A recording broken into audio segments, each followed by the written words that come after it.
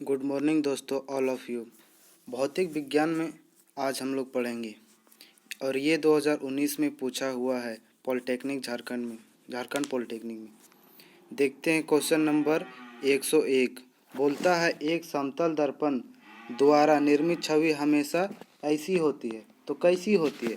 ऐसी होती है तो कैसी होती है, तो उसमें बोलता है कि आभासी या खड़ा होता है या वास्तविक और उल्टा होता है या आभासी और उल्टा या वास्तविक और खड़ा। तो दोस्तों हम लोग जानते हैं कि समतल दर्पण हम लोग कौन सा दर्पण का यूज करते हैं, तो समतल दर्पण का यूज करते हैं। आमतौर पर चेहरा देखने के लिए समतल दर्पण पे, और उस पर कैसा फिगर बनता है, तो उस पर आभासी और खड़ा बनता है। उसमें कभी देखे हैं आप लोग कि आप लोग जब आईना देखते हैं तो क्या हम लोग का पैर ऊपर और मुड़ी नीचे दिखता है? ऐसा कभी नहीं होता। इसलिए उसमें कैसा दिखता है? खड़ा और आभासी होता है, क्योंकि हम लोग अपने प्रतिबिंब को कभी छू नहीं सकते हैं। उसके बाद क्वेश्चन नंबर 102 बोलता है कि देखिएगा, यहाँ पे बोलता है कि एक गोलाकार दर्पण की वक्रता केंद्र और ध्रुव से होकर गुजरने वाली काल्पनिक रेखा को क्या कहते हैं। तो हम लोग जानते हैं कि कोई भी गोलाकार दर्पण की वक्रता केंद्र और ध्रुव से होकर गुजरने वाली काल्पनिक रेखा को हम लोग क्या कहते हैं, तो उसको हम लोग कहते हैं प्रधान धुरी। क्या कहते हैं? प्रधान धुरी, प्रिंसिपल एक्सिस। जो दर्पण इस तरह का मान लीजिए कि ये अवतल दर्पण है, इसमें P से यहाँ से P, यहाँ से जो रेखा जाती है उस रेखा को क्या कहते हैं, तो उसको कहते हैं प्रिंसिपल एक्सिस। उसके बाद क्वेश्चन नंबर 103 बोलता है कि अवतल दर्पण से परावर्तन के बाद प्रमुख अक्ष के समांतर एक किरण कहाँ से होकर गुजरती है, तो प्रधान केंद्र बिंदु। ऑप्शन बोलता है प्रधान केंद्र बिंदु, प्रधान धुरी, वक्रता त्रिज्या या वक्रता केंद्र। तो दोस्तों हम लोग जानते हैं कि अवतल दर्पण किस तरह का होता है। अवतल दर्पण इस तरह का होता है, जब बोलता है कि परावर्तन के बाद प्रमुख अक्ष के समांतर एक किरण जाती है। कहाँ पे जाती है? ये एक सेंटर मान लेते हैं, यहाँ पे इसको P लिखते हैं, यहाँ पे ये सेंटर हो गई और यहाँ पे इसकी फोकस हो गई। जब इसके बोलता है कि परावर्तन के बाद प्रमुख अक्ष के समांतर जाती है, उसे क्या कहते हैं, कहाँ से गुजरती? देखिए, ये प्रमुख अक्ष के समांतर किरण आ रही, इसके समांतर आ रही। जब इसके समांतर एक किरण आती है तो कहाँ से निकलती? फोकस से निकलती है।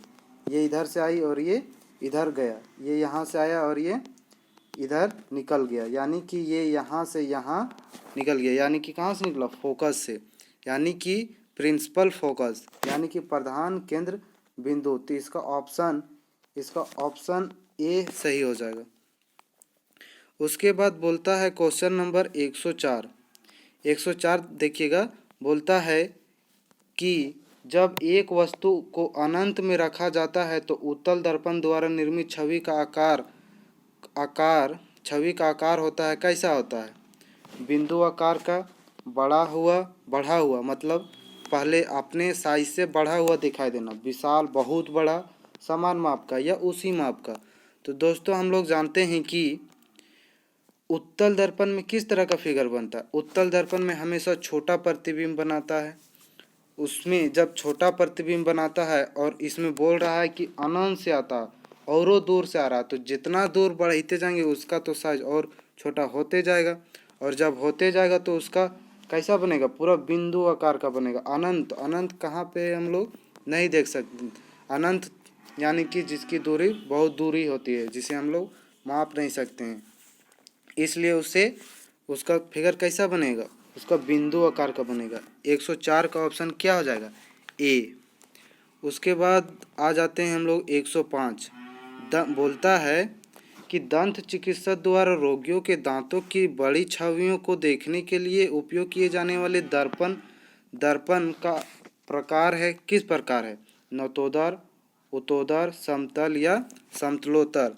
तो इसको इंग्लिश में देखते हैं, क्योंकि इसका ऑप्शन थोड़ा इस बार जो हम लोग के NCERT बुक में रहता है उसके अनुसार नहीं दिया है। तो दोस्तों हम लोग हिंदी के साथ साथ में इंग्लिश को भी जानना पड़ेगा। तो इसमें देखिए कॉन्वेक्स है, कॉनकैव है, प्लेन है और प्लेन कॉन्वेक्स है। यानी कि कॉन्वेक्स मतलब होता है अवतल दर्पण और कॉन्वेक्स मतलब होता है उत्तल दर्पण, और प्लेन जो सिंपल यानी कि प्लेन दर्पण समतल दर्पण होता है। तो दंत चिकित्सक कैसा यूज करता है, नतोदर, उन्नोत्तर या समतल या समांतर। तो दोस्तों हम लोग दांत में जब कुछ फंसा हुआ रहता है तो उसको हम लोग कैसा देखना चाहेंगे, बड़ा बड़ा देखेंगे।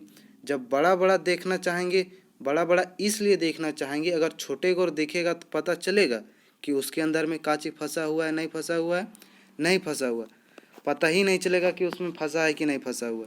इसलिए हम लोग उसमें बड़ा फिगर देखना चाहेंगे। और बड़ा फिगर बनाने का दर्पण बोलता है कौन, दर्पण। तो बड़ा फिगर किस में बनता है, तो बड़ा दर्पण बनता है नतोदर यानी कि कॉन्वेक्स में।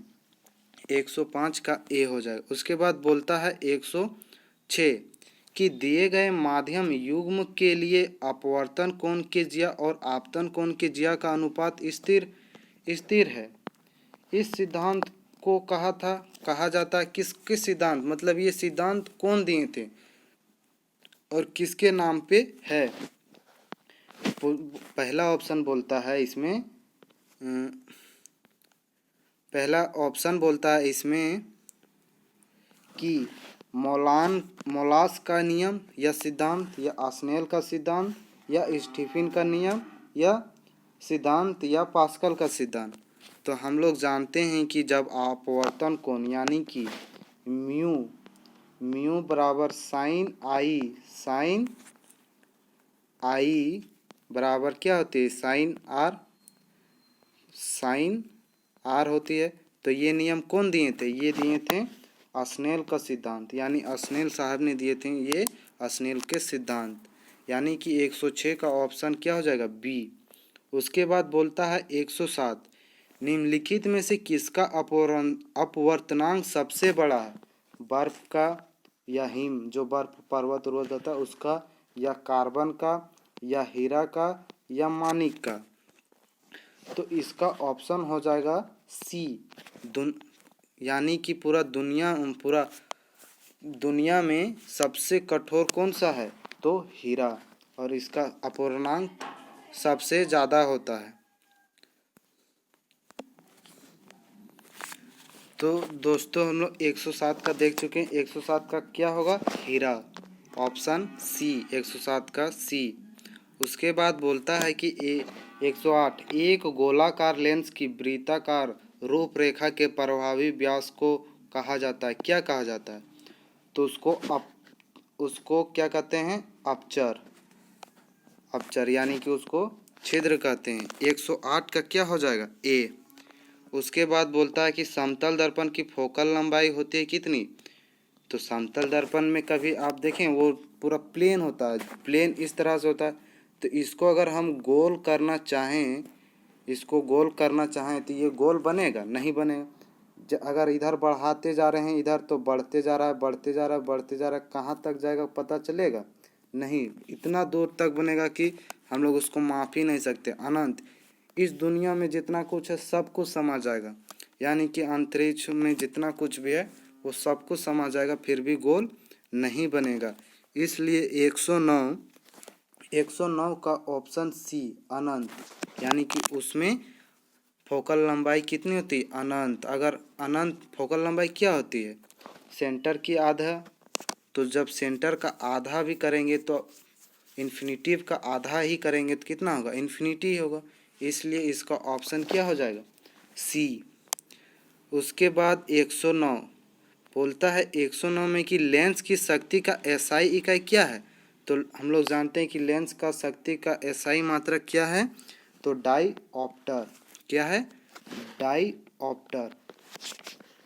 डाईऑप्टर। उसके बाद बोलता है इसमें कि आँख का अक्षिपट नेत्रपटल है, कौन सा है, आँख का जो अक्षिपटल है यानी कि रेटिना। देखिए यहाँ पे इंग्लिश में देखिए, retina of the ice is a, क्या है, रेटिना क्या है, तो इसमें रेटिना एक प्रकाश का संवेदन पटल है या लेंस है या वस्तु है या छिद्र है।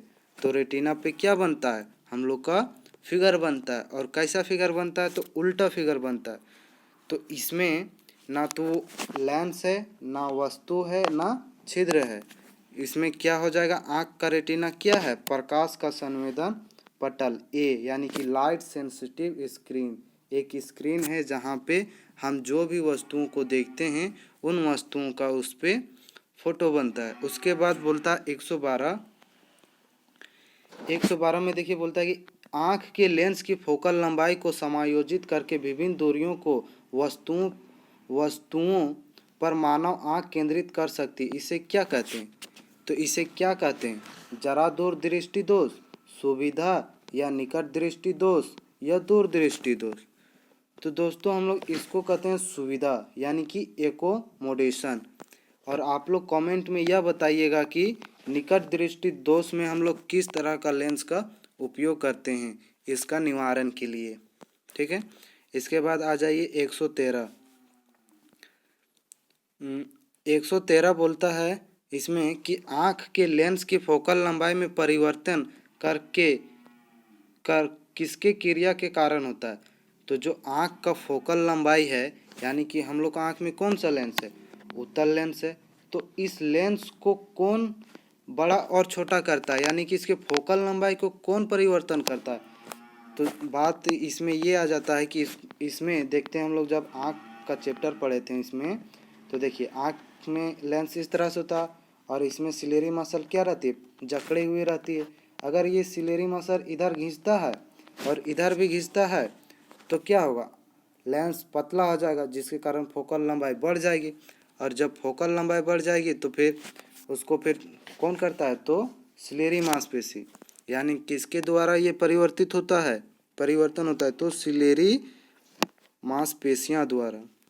उसके बाद आ जाइए 114। 114 में बोलता है कि उम्र बढ़ने के साथ आँख की सुविधा की शक्ति कम हो जाती है। इस स्थिति को क्या कहते हैं, निकट दृष्टि दोष, जरा दूर दृष्टि दोष, दीर्घ दृष्टि दोष या दृष्टि व्यवय। तो इसको हम लोग क्या कहते हैं, जो उम्र बढ़ने के साथ देखना, कभी कभी आप लोग बूढ़े लोग को देखना कि जी बूढ़े या बूढ़ी लोग, बूढ़ी दादी या बूढ़े दादे लोग को देखना कि सुविधा की शक्ति कम हो जाती है, उन लोग को दिखाई नहीं देने लगता है। उन लोग को कैसा चश्मा मिलता है, काला चश्मा मिलता है पहनने के लिए, जब उन लोग ऑपरेशन करा के आता है तब। तो ये इस बीमारी को क्या कहते हैं, जार दूरदृष्टि, यानी कि जार दूर दृष्टि दोष, प्रेस बायोपिया, इंग्लिश में प्रेस बायोपिया। उसके बाद आ जाइए 115। आज हम लोग 120 क्वेश्चन नंबर तक करेंगे, उसके बाद हम लोग अगले पार्ट में करेंगे।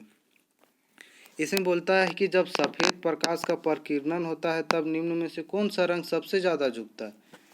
जब बोलता है इसमें कि जब सफ़ेद प्रकाश का प्रकीर्णन होता है तब निम्न में से कौन सा रंग सबसे ज़्यादा झुकता है, नीला, लाल, नारंगी, पीला। तो इसका आंसर क्या हो जाएगा, इस 115 का हो जाएगा, 115 का हो जाएगा नीला। देखिए इसका याद करने का क्या तरीका है, बेजानी हापी नाला, बेजानी, सॉरी अच्छा से नहीं हो पा रहा है इसमें, बेजानी हापी नाला। तो बेजानी यानी बे से बैंगनी होता है, तो इसमें बैंगनी है नहीं है। जा से जामनी है नहीं है। उसके बाद बेजानी नी से क्या होता है, नीला। तो इसमें ऑप्शन नंबर ए सही हो जाएगा, 115 का क्या हो जाएगा, ए। उसके बाद तारे की टिमटिमाहट का कारण क्या है, वायुमंडलीय अपवर्तन, वायुमंडलीय विवर्तन या वायुमंडलीय प्रकीर्णन या वायुमंडलीय कणों के द्वारा प्रकाश का विकिरण। तो इसका आंसर क्या हो जाएगा, 116 का वायुमंडलीय अपवर्तन। यानी कि जब देखो तारा दूर में होता है, मान के चलो ये तारा है, यहाँ पे तारा है दूर में, एटमॉस्फेयर में तारा है। जब सूर्य का प्रकाश, यहाँ पे सूर्य है, जब इस सूर्य का प्रकाश इस पे पड़ती है, उसके बाद ये हमारे वायुमंडल में प्रवेश करती है, तो हमारे वायुमंडल में छोटे छोटे धूल जो पड़े रहते हैं ऊपर में वायुमंडल में, जब वहाँ से प्रकाश आते सूर्य से यहाँ पे, यहाँ से तारे के पास गया, तारे से यहाँ आया, जब यहाँ से वहाँ आता है तो जो छोटे छोटे कण रहते हैं उसको क्या कर देता है, इधर ना आने देने के, सॉरी इसमें जैसे कि सीधे सीधे ना आने दे, मान के चलिए यहाँ पे कण है, छोटे छोटे कण, तो यहाँ से ये सीधे ना आने देता है, इसको क्या करता है, थोड़ा सा डाइवर्ट कर देता है, यानी कि इधर आने देता है प्रकाश को, जिसके कारण हम लोग को कहाँ पता चलता है कि यहाँ पर है तारा, कहाँ है, यहाँ पर है स्टार। उसके बाद 117 बोलता है कोलाइडिक कणों द्वारा प्रकाश का विकिरण है क्या, थर्मल प्रभाव, बाल्विन प्रभाव या रामन प्रभाव या थंडल प्रभाव। तो हम लोग जानते हैं कि कोलाइडिक कणों द्वारा, देखिए कोलाइडिक कणों कैसे होता है, आप लोग देखिएगा गांव में फूटा जो रहता है छान का, लकड़ी का घर रहता है, मिट्टी का घर, उसमें देखना खपरा ऊपरा रहता है, जब खपरा ऊपरा टूट जाता है बीच में, तो वहाँ से जब सनलाइट आता है ना, सनलाइट, मान के चलिए ये घर है या ये घर है, इस घर में मान लीजिए यहाँ ये थोड़ा सा छेद है, यहाँ से सूर्य का प्रकाश क्या आ रहा है, अंदर आ रहा है। जब अंदर आता है तो देखिएगा घर में एक लगेगा कि कोई टॉर्च जला दिया, पूरा सीधे सीधे लाइट दिखेगा, ऐसे सीधे सीधे लाइट दिखेगा, यहाँ पे सूर्य है। जब यहाँ पे ये दिखेगा तो यहाँ पे छोटा छोटा छोटा क्या दिखेगा, धूल गर्दा दिखेगा, और इतना तेजी से घूमते हुए प्रतीत होगा कि लगेगा कि ये पूरा तेजी से घूमता है ये, जिसके कारण ये क्या, इस प्रभाव को क्या कहते हैं, तो 117 का हो जाएगा डी, टिंडल प्रभाव, टिंडल इफेक्ट, क्या कहते हैं, टिंडल इफेक्ट। उसके बाद आ जाते हैं हम लोग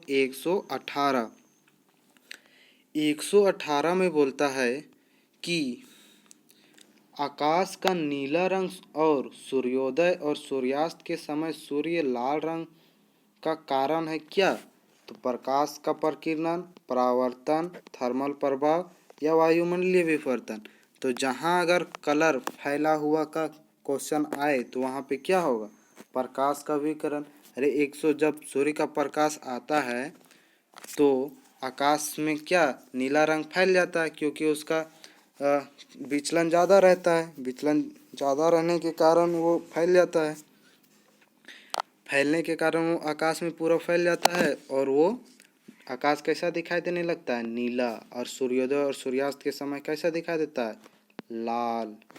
तो इसका आंसर क्या हो जाएगा 118 का ए, प्रकाश का विकिरण। उसके बाद आ जाइए 119 में बोलता है 1 एम्पियर विद्युत धारा क्या है, तो 1 एम्पियर विद्युत धारा बराबर क्या है, तो इसमें ऑप्शन बोलता है 1 कूलम बाय 1 सेकेंड, या 1 कूलम या 1 सेकेंड, या 2 कूलम या 2 सेकेंड स्क्वायर। उसके बाद बोलता है 1 कूलम इंटू 1 सेकेंड स्क्वायर। तो इसका ऑप्शन हो जाएगा 119 का हो जाएगा ए, 1 कूलम बाय 1 सेकेंड। उसके बाद बोलता है 120 में दो बिंदुओं के बीच के विभवांतर के बराबर है, क्या है, किया गया कार्य का प्रभाव, प्रभाव गुने किया गया कार्य, प्रभार बाय किया गया कार्य, या प्रभार स्क्वायर बाय किया गया कार्य। तो इसका ऑप्शन क्या हो जाएगा 120 का ऑप्शन हो जाएगा, इसका 120 का ऑप्शन हो जाएगा किया गया कार्य बाय प्रभार, यानी कि वर्क डन बाय चार्ज। उसके बाद तो आज हम लोग 120 तक ही देखेंगे, उसके बाद हम लोग 121 से अगला पार्ट में देखेंगे। अगर आप लोग चैनल को नए हैं तो सब्सक्राइब कर लें और शेयर भी कर लें, और अपने फ्रेंड के साथ भी जुड़ जाएं, और एक लाइक तो बनता ही भाई, ठीक है, ओके बाय।